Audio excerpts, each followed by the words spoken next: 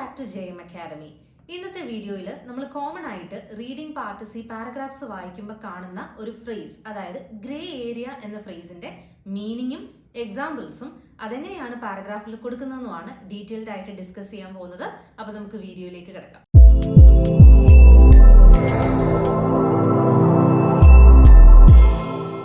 So grey area എന്ന phrase common ആയിട്ട് വരുന്നത് OET reading part സിയിലാണ്.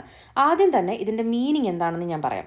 Grey area എന്ന് പറഞ്ഞു കഴിഞ്ഞാൽ എന്തെങ്കിലും ഒരു ഐഡിയ അല്ലെങ്കിൽ സിറ്റുവേഷൻ അത് ക്ലിയർ അല്ല, അതിനൊരു ക്ലാരിറ്റി ഇല്ല, അല്ലെങ്കിൽ അതിനെപ്പറ്റി വിശദമായിട്ട് ഡീറ്റെയിൽഡ് ആയിട്ട് കാര്യങ്ങളൊന്നും അറിയില്ല എന്നുള്ള സിറ്റുവേഷനിലാണ് നമ്മൾ ഗ്രേ ഏരിയ യൂസ് ചെയ്യുന്നത്. സോ ഇനി നമുക്കൊരു എക്സാമ്പിൾ നോക്കാം. ഈ ഒരു സ്റ്റേറ്റ്മെന്റിൽ പറയുന്നത് there is clearly a grey area where the results are suggestive but not conclusive. അതായത് റിസൾട്ട്സ് സജസ്റ്റീവ് ആണ്, പക്ഷെ ക്ലാരിറ്റി ഇല്ലാത്ത കുറച്ചൊരു വശം കൂടെ ഉണ്ട് അതിനെന്നാണ്. അതായത് കൺക്ലൂസീവ് അല്ലെന്നാണ് പറയുന്നത്, അല്ലേ? There is clearly a grey area where the results are suggestive but not conclusive. അപ്പോൾ റിസൾട്ട്സ് കൺക്ലൂസീവ് അല്ല എന്നാണ് പറയുന്നത്. ഓക്കെ, ഇനി ഇതിനെ വെച്ചിട്ട് നമുക്കൊരു പാരഗ്രാഫിൽ എങ്ങനെയാണ് ഗ്രേ ഏരിയ കൊടുത്തിരിക്കുന്നത് നോക്കാം. റീഡിംഗ് പാർട്ട് സിയുടെ ഒരു പാരഗ്രാഫാണ് ഞാനിവിടെ എടുത്തിരിക്കുന്നത്.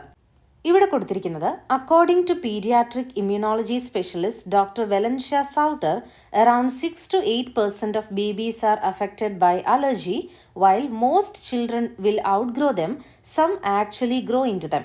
ഇനി അടുത്ത സെന്റൻസിൽ നോക്കുമ്പം the mechanisms that provoke an allergy remain A grey area. അതായത് അലർജി പ്രൊവോക്ക് ചെയ്യുന്ന മെക്കാനിസംസ് ഇപ്പോഴും ഗ്രേ ഏരിയയിലാണ്. ഇതെങ്ങനെയാണ് അലർജി ഉണ്ടാകുന്നതെന്നുള്ളത് ഇപ്പം ക്ലാരിറ്റി ഇല്ലാത്തൊരു കാര്യമാണെന്ന് കാണിക്കാൻ വേണ്ടിയാണ് അവിടെ ഗ്രേ ഏരിയ യൂസ് ചെയ്തിരിക്കുന്നത്. Okay, the mechanisms that provoke an allergy remain A grey area എന്ന് പറഞ്ഞു കഴിഞ്ഞാൽ അലർജി പ്രൊവോക്ക് ചെയ്യുന്ന മെക്കാനിസംസ് ക്ലാരിറ്റി ഒന്നുമില്ല, കൺക്ലൂസീവ് അല്ല എന്നുള്ളൊരു മീനിങ് ആണ് അവിടെ വരുന്നത്. അപ്പോൾ ഗ്രേ ഏരിയ എന്ന വാക്കിൻ്റെ യൂസേജ് നിങ്ങൾക്ക് ഇപ്പോൾ ക്ലിയർ ആയി കാണും. പല റീഡിംഗ് പാർട്ട് സി പാരഗ്രാഫ്സിലും കോമൺ ആയിട്ട് നമ്മൾ കാണുന്ന ഒരു ഫ്രേസാണ് ഗ്രേ ഏരിയ.